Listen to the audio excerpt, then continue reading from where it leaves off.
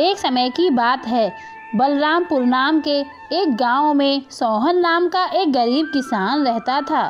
वह अपनी पत्नी रूपवती और बूढ़ी माँ के साथ रहता था। सोहन की एक छोटी सी बेटी भी थी जिसका नाम मुन्नी था। सोहन अपने परिवार का पालन पोषण गांव के मुनीम जी के यहाँ मजदूरी करके किया करता था। सोहन के घर का गुजारा बहुत ही मुश्किल से हो पाता था। सोहन के पास एक छोटी सी जमीन भी थी जिस पर रूपवती दिन भर मेहनत करके तरह तरह के फसल उगाती थी। गांव के ही बाजार में सब्जियां और फल बेचा करती थी। सारे बलरामपुर के वासियों रूपवती से ही सब्जियां और फल खरीदते थे।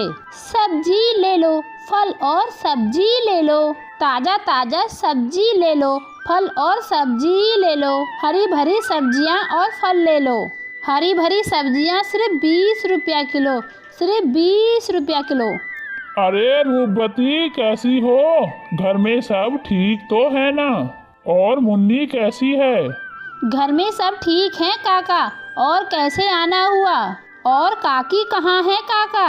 क्या बताऊं रूपवती, तुम्हारी काकी किसी काम से दूसरे गांव गई है। इसके कारण रसोई का सारा काम मुझे ही करना पड़ रहा है। तो सोचा क्यों ना आज बाजार से सारा सामान ही लेता चलूं। अच्छा, तो ये बात है मदन काका। अच्छा रूपवती, तुम ये बताओ टमाटर कैसे किलो बेच रही हो? रोज की तरह 20 रुपया किलो ही बेच रही हूँ काका। अच्छा, तो ऐसा करो रूपवती, मुझे 1 किलो टमाटर दे दो। क्यों नहीं काका, देती हूँ। इतना कहकर रूपवती मदन काका को 1 किलो टमाटर दे देती है और बदले में मदन काका से पैसे ले लेती है। रूपवती के खेत में एक पुराना कुआं भी था जो सालों भर सूखा ही रहता था।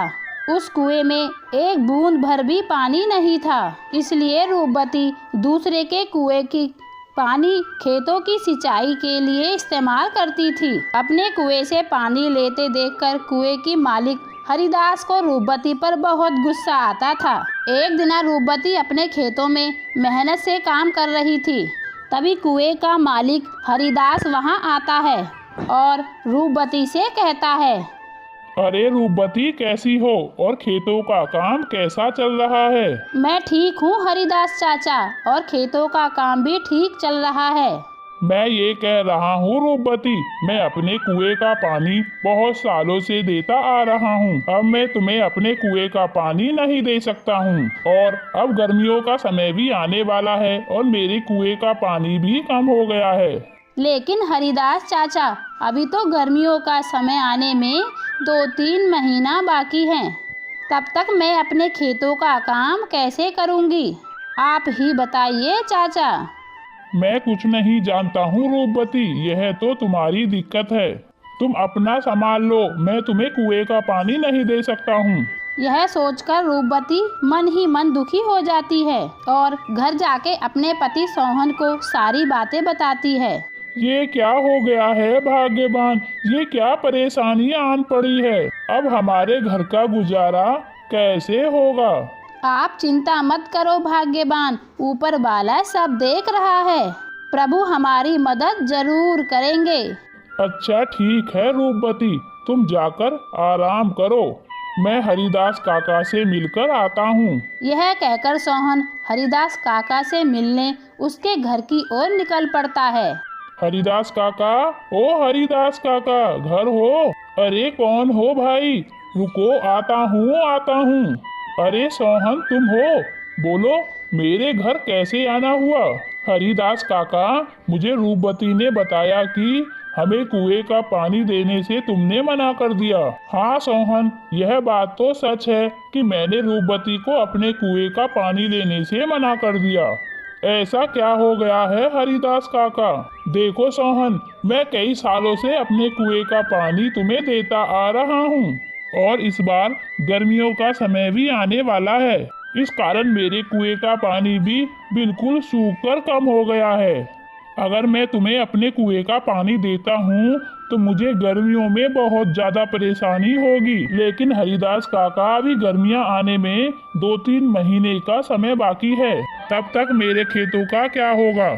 मैंने रूपवती से भी कहा था कि यह तुम्हारी समस्या है। मैं तुम लोगों को अपने कुएं का पानी नहीं दे सकता। सोहन हरिदास काका को कुएं का पानी देने के लिए मनाने की बहुत कोशिश करता है, लेकिन हरिदास नहीं मानता है। फिर सोहन दुखी होकर थक हार के अपने घर की ओर को चला जाता है।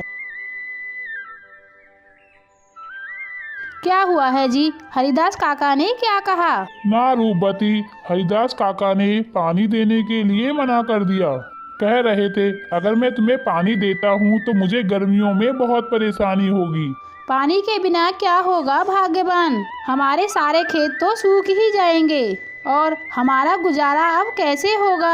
अच्छा, हमारा जो पुराना कुआं है उसे खुदवाने में कितना खर्चा लगेगा? भाग्यवान कम से कम 500 रुपये तो लग ही जाएंगे। अरे हमारे पास तो इतने पैसे है ही नहीं। अच्छा, अगर मैं खुद से ही कुएं को खोद दूं तो क्या आप कर लेंगे? हाँ, अब कुआं मिस्त्री कर लेगा तो मैं क्यों नहीं कर लूँगा। अच्छा जी, तो कल सुबह सुबह दोनों कुएं के पास चलेंगे। चलो भाग्यवान, जाओ, मुझे बहुत भूख लग रही है। जाओ जाओ, घर में जाओ, कुछ लेकर आओ। इतने ही बीच में उन्हें एक आवाज सुनाई देती है। यह किसकी आवाज है? वह दोनों बाहर निकलकर देखते हैं तो एक साधु महाराज उनके घर के सामने भिक्षा मांगने के लिए खड़े होते हैं। जो कुछ भी घर में हो, चावल, गेहूं, बाजरा, दाल, वह मुझे दे दो। अरे साधु महाराज, हम सब पहले से ही इतने गरीब हैं। हम जैसे तैसे करके तो अपना जीवन गुजार रहे हैं। ऐसे में हम तुम्हें कहां से दान दे दें? सोहन की स्थिति देखकर बाबा जी समझ चुके थे और फिर बोले, कोई बात नहीं बेटा, कोई बात नहीं। ठीक है बेटा, अब मैं चलता हूँ। मैं किसी और के घर में भिक्षा मांगकर खा लूँगा। अरे रूपवती, हमारे घर में बाबा को देने के लिए कोई भोजन है क्या? अरे भाग्यवान, हमारे घर में तो बाबा को देने के लिए कुछ भी लायक नहीं है। केवल थोड़े से चावल ही थे जो तुम्हारे लिए बचाकर रख दिए थे। फिर वह बाबा को दे देंगे तो तुम्हें तो भूखा ही रहना पड़ेगा। रुकिए बाबा। अरे भाग्यवान, जाओ, मेरे हिस्से का जो भोजन है वह बाबा को लाकर दे दो। अरे भाग्यवान, अगर मैंने तुम्हारे हिस्से का चावल बाबा को दे दिया तो तुम्हें तो भूखा ही रहना पड़ेगा। अरे भाग्यवान, तुम उसकी चिंता मत करो। भाग्यवान, अगर वैसे भी अगर मैं बाबा को भूखा छोड़ूंगा तो मेरे तो गले से भोजन ही नहीं उतरेगा। जाओ, वह भोजन लेके आओ। सोहन की पत्नी सोहन के कहे अनुसार सोहन का भोजन उस बाबा को लाकर दे देती है। धन्यवाद बेटा, धन्यवाद। भले बुरे दिन चल रहे हों मगर ऊपर वाला सब देख रहा है। वह एक दिन तेरी अवश्य सुनेगा।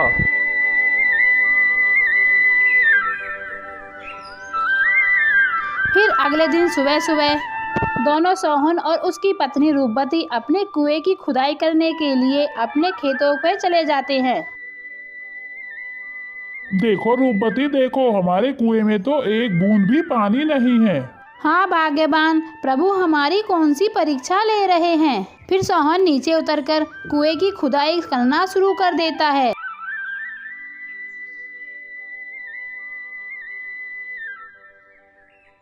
थोड़े समय बाद अचानक से कुएं के एक पत्थर के अंदर से पानी निकलने लगता है। अरे ये पानी कहाँ से आ रहा है?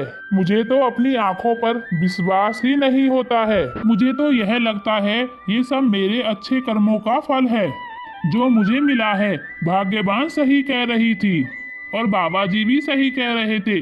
तुम्हारे कर्मों का फल अवश्य मिलेगा। ऊपर वाले ने मेरी सुन ली है। अब इस पानी से मैं अपने खेतों की सिंचाई करूँगा। सोहन बहुत ही खुश हो जाता है और ऊपर जाकर रूपवती से कहता है, भाग्यवान, प्रभु ने हमारी सुन ली।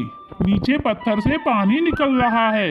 क्या आप सही कह रहे हो भाग्यवान? प्रभु ने हमारी सुन ली है। अब हमें खेती बाड़ी करने में कोई परेशानी नहीं होगी। तो दोस्तों, आपने देखा जो हमेशा अच्छा कर्म करता है उसके साथ हमेशा अच्छा ही होता है।